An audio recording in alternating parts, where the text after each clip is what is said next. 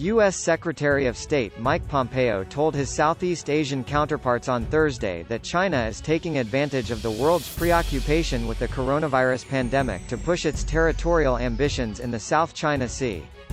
Pompeo made the accusation in a meeting via video to discuss the outbreak with the foreign ministers of the 10-member Association of Southeast Asian Nations.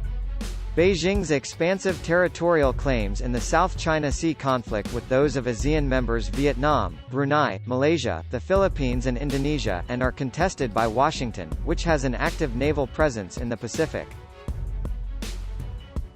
Beijing has moved to take advantage of the distraction from China's new unilateral announcement of administrative districts over disputed islands and maritime areas in the South China Sea, its sinking of a Vietnamese fishing vessel earlier this month, and its research stations on Fiery Cross Reef and Subi Reef, Pompeo said.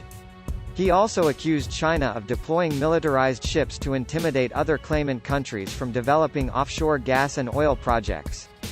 Most other participants focused on their statements on health, economic, and social problems resulting from COVID-19, the disease caused by the virus. The foreign ministers exchanged views on the COVID-19 situation in their respective countries, as well as information and best practices on dealing with the outbreak from a public health perspective, Singapore said. They noted the grave socio-economic impact of COVID-19, and emphasized the need for ASEAN and the U.S. to work closely together on a forward-looking approach to address post-pandemic economic recovery.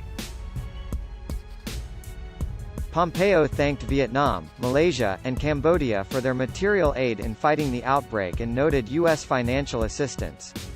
To date, the United States has released more than $35.3 million in emergency health funding to help ASEAN countries fight the virus, building on the $3.5 billion in public health assistance provided across ASEAN over the last 20 years, he said, announcing also a new project to promote ASEAN health security through research, public health and training. Pompeo also called on China to close its wildlife markets. It is generally believed the coronavirus originated at one such wet market in Wuhan in China, though the blame for the epidemic has become a hot debate between Beijing and Washington. Pompeo said the U.S. was also concerned by a recent scientific report showing that Beijing's upstream dam operations have unilaterally altered flows of the Mekong, endangering the livelihoods of tens of millions of people living downstream in Laos, Thailand, Cambodia and Vietnam.